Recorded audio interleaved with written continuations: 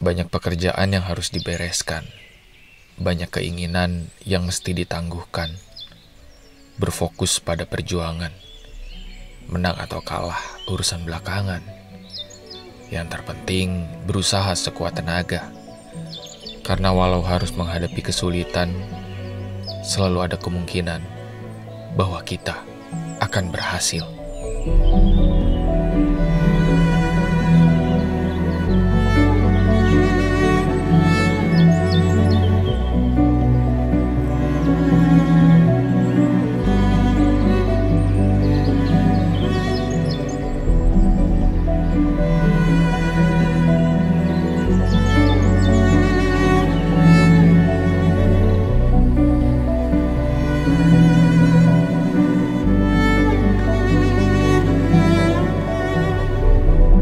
Sudah pukul 3.35. Semua sudah bangun di sana, aman? Aman. Oke, kita harus lanjut perjuangan hari ini yang paling panjang, konon.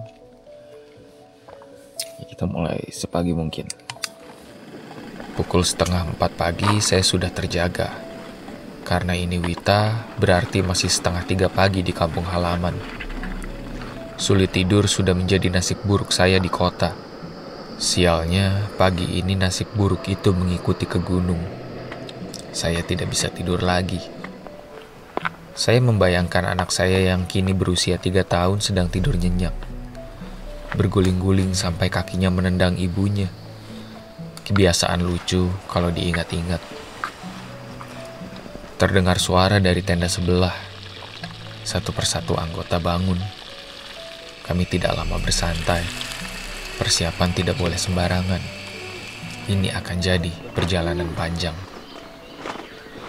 Makanan, minuman, alat teknis didata dengan mendetail. Setiap dari kami dibekali coklat karamel yang harus dibawa sendiri-sendiri. Kelak, coklat karamel kecil inilah penyelamat saya. Kalau ke gunung, jangan cuma asal kena sinar paparan UV doang, kita harus protek. Iya. Kayak Bung bawa sunblock sampai berapa? 125 SPF-nya. Saya mendaki sama Ikar tuh dari 11 tahun lalu. Dia tuh memang pendaki metroseksual. Maksudnya begini, itu bukan hal yang buruk. Maksudnya pendaki tapi merawat diri. Jadi kurang-kurangilah stigma bahwa orang yang mendaki itu tidak merawat diri, kotor dan nggak suka mandi. Memang kita nggak suka mandi di gunung doang. Jangan menjadikan stigma merawat diri itu tanda bahwa kita kurang laki-laki. Tidak. Justru laki-laki yang baik bisa merawat dirinya sendiri. Ketika dia bisa merawat diri, berarti dia bisa merawat pasangannya. Saya bertanya kembali, sudah yakin akan menggapai puncak dalam waktu sehari? Setelah ini tak ada jalan mundur. Kami tidak bisa mengganti pikiran jika sudah berjalan dengan tas kecil. Sebab semua peralatan ditinggal di kemah. Semua sudah yakin. Dalam hati, sebenarnya saya yang tidak yakin. Melihat peta yang akan kami lalui hari ini sama panjangnya dengan yang sudah kami lalui 2 hari terakhir, dengan medan yang lebih curam. Plus harus ditambah perjalanan balik ke tenda. Kami terbilang terlambat. Cita-cita berangkat pukul 5 pagi, jam 6:30 baru jalan. Maklum, tadi sarapan enak terlebih dahulu. Dan mempersiapkannya butuh waktu. Entah berapa jam lagi kami akan bertemu makanan enak. Jadi nikmatilah selagi bisa. Perjalanan menggapai puncak dimulai dari sekarang.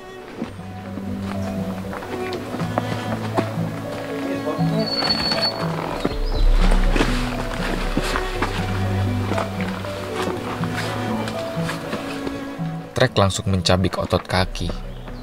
Terjal, licin, dan penuh halang rintang. Kabut menemani perjalanan, membuat kami harus siap dengan kemungkinan hujan. Jalur kemudian dipenuhi lumut, dengan tingkat kesulitan semi memanjat. Tak bisa dibayangkan kalau sesuai rencana asli. Lewat sini sambil menggendong carrier pada malam hari. Pasti berat sekali. Sudah hampir jam setengah 8 tatkala kami tiba di pos 7. Tempatnya tidak begitu luas dan vegetasi sekitar cenderung rapat. Ketinggian menunjukkan 2000-an mdpl. Berarti dalam waktu sejam sudah naik 400-an meter. Pantas napas terengah-engah. Tak berlama-lama kami lanjut melangkah. Lumut yang dominan mulai berganti dengan pandan. Hidup berdampingan dan saling melengkapi hutan. Trek yang awalnya curam kini dipersulit dengan ranting dan akar yang menutup jalur. Menjelma halang rintang yang membuat tubuh kami mesti meliuk dan menunduk. Jalurnya cukup menukik tajam ya. Saya tidak bisa membayangkan kawan-kawan yang memang kalau biasa kesini apalagi lintas jalur memakai carrier. Yang harus lebih berwaspada dan fungsikan webbing dengan baik ya. Tuh contohnya Mas, maju sini. Wah, Bang. Tuh. Lah, langsung. Luar biasa kan? Kita tidak dikasih istirahat sebentar aja.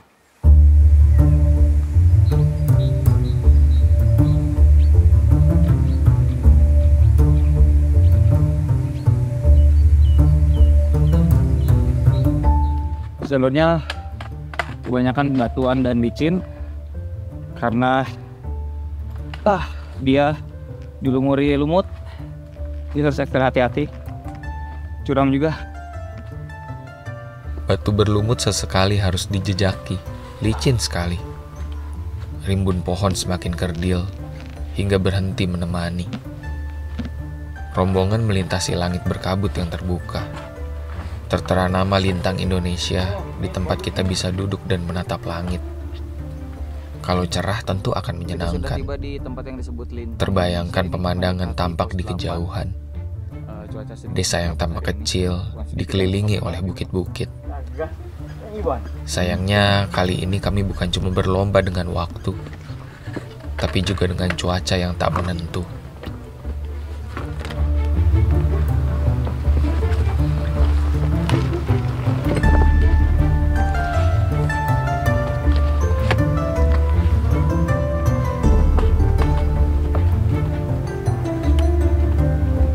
Sudah pukul 10 tatkala kami tiba di pos 8. Ketinggian menunjukkan sekitar 2.500-an mdpl. Sudah naik 500-an meter dari pos sebelumnya. Saya sedikit khawatir dengan ketinggian yang berganti terlalu cepat. Ini berarti trek yang telah kami lalui securam itu dan akan jadi tantangan tersendiri saat turun nanti. Oke kawan-kawan, ternyata hujan mulai merintik. Kabutnya cepat sekali ya, tapi dia berlalu lalang. Bola balik. Vegetasi di pos 8 tidak rapat, persis seperti kata Aziz. Sesekali mentari menyapa dari balik awan. Menggoda kami yang takut hujan datang di saat yang salah. Harusnya energen masuk nih. Padahal hujan tidak pernah datang dengan maksud buruk. Beberapa kawan mengambil air, sementara sisanya menunggu. Mentari redup. Awan bergegas menurunkan gerimis. Mungkin cuma lewat pikir kami. Tidak. Hujan bertambah deras. Kami mendirikan bivak. Sebetulnya bisa langsung jalan, tapi beban air yang membasahi pakaian akan menjadikan langkah lebih berat. Tunggu sedikit reda, baru lanjut. Hujan pun mengecil. Kami packing peralatan. Baru mulai jalan, hujan kembali deras. Kami dipermainkan. Musabab waktu terus berjalan, mau tidak mau rombongan lanjut melangkah di bawah hujan. Menghadapi jalur yang makin licin dan berusaha sebisa mungkin untuk tidak jatuh. Tanah merah yang basah mencari tahu siapa yang akan terpeleset lebih dulu. Betis mengeras, menahan tubuh di sudut miring. Sejauh ini semua baik-baik saja. Tidak ada yang cedera. Hanya mungkin kelelahan. Saya dan rombongan tiba di pos 9 pada hampir jam 12 siang.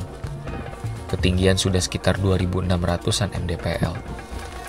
Itu tandanya kami sudah naik 1 km vertikal dalam waktu 5 jam terakhir. dan perut tidak bisa berbohong. Terasa dari lapar yang mendera diri.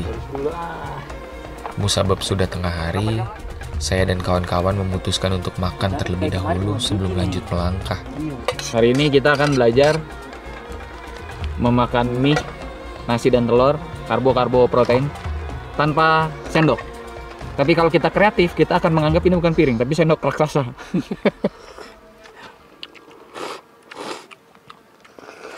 Enak-enak aja. Kalau yang satu itu pakai gelas tuh. Yang satu itu pakai gelas, lihat. Mie gelas benar. Mie gelas.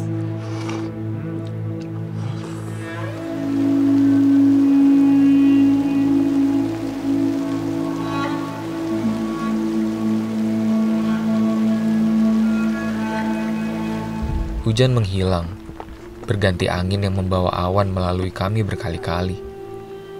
Sesaat pemandangan terlihat, berganti rupa dengan kabut yang berlalu lalang. Seakan diberi kesempatan, kami pun foto-foto sembari menunggu masakan jadi. Puncak Gunung Katopasa terlihat di kejauhan, begitu pula jalurnya. Tampak panjang membentang dan naik turun. Bukan trek ideal untuk ditempuh kala energi sudah terkuras banyak. Semoga makan siang dapat mengembalikan tenaga yang hilang. Oh iya, Pos 9 juga dikenal sebagai puncak Lalimpala. Konon dulu di sini dianggap sebagai puncak tertinggi Gunung Katopasa sebelum akhirnya diralat dan ditemukan puncak sejati. Kepada puncak sejatilah kami melanjutkan langkah. Tapi jangan senang dulu. Yang tersulit belum datang.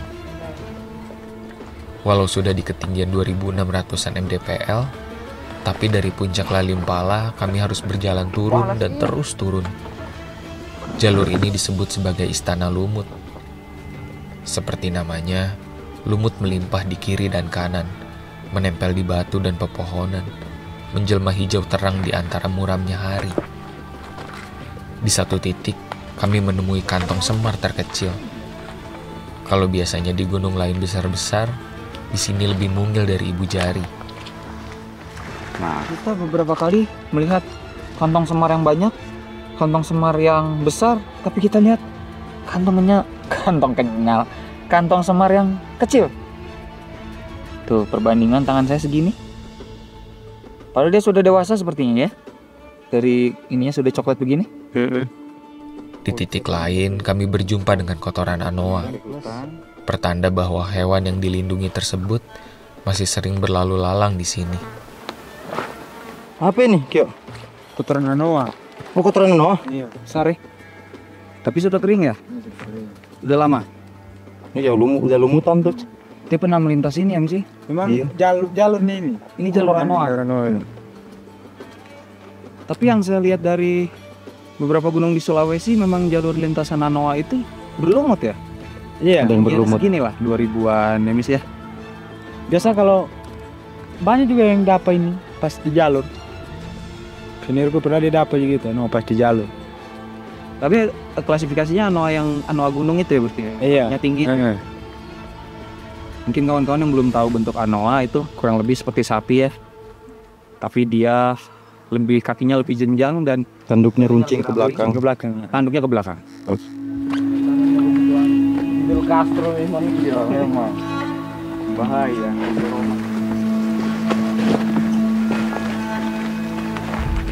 Semoga para pemburu tidak sampai ke sini. Dari jalur turun, tim dipaksa naik lagi. Kekuatan kaki benar-benar harus diforsir. Kawan-kawan, ini sarang semut yang lebih besar lagi ya. Terlihat di sini. Kenapa dinamakan sarang semut? Karena di dalamnya kalau diketok-ketok nih ada semutnya ya. Seharusnya. Udahlah, biarin mereka sedang berdamai di dalam. Ini kayak masih hidup deh, Mis. Atau gimana, emang warnanya begini? Soalnya dia kan termasuk Masih nemplok-nemplok ya di tanaman lain. Masih hidup ya ini ya? Masih harusnya. Bentuknya seperti ini, geli-geli gimana gitu kan, berbulu-bulu, ada ngandoy.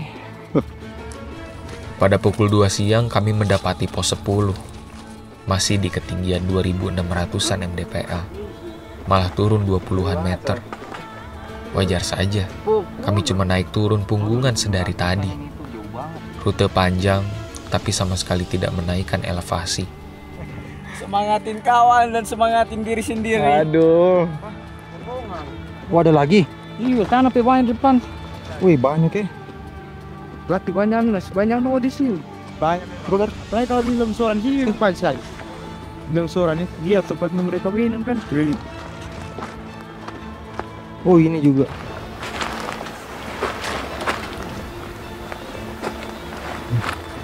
Jangan dulu kesal. Habis ini malah mesti berjalan turun lebih ke bawah lagi, kemudian naik lebih tinggi lagi. Sudah, jangan terlalu dipikirkan. Jalani saja. Tak lama singgah, saya dan kawan-kawan kembali berjalan melewati jalur yang makin sempit. Rimbun pohon benar-benar hilang dari pandangan. Kini didominasi tumbuhan kerdil dan pohon kering. Aneh, sejak lepas dari pos 9, saya merasa kami masuk ke hutan yang berbeda. Maksud saya, hutan yang sedari beberapa hari lalu kami lalui memang seperti berada di dunia lain. Tapi ini lebih lain lagi. Sulit dijelaskan, tapi terasa beda gunung dengan sebelumnya. Seolah-olah kami pergi tamasya ke dua gunung yang berbeda. Di kejauhan lagi-lagi puncak Katopasa menampakkan diri sebelum hilang ditutup kabut. Dipikir-pikir kita cuma bisa menikmati pemandangan puncak Katopasa jika sudah masuk hutan dan berjalan sejauh ini. Kawan-kawan, itu puncak yang akan kita tuju.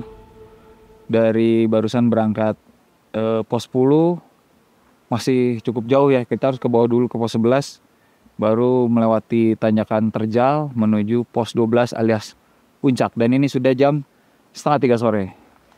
Ini pulang pasti kemalaman, tapi semoga semua lancar dan aman jaya.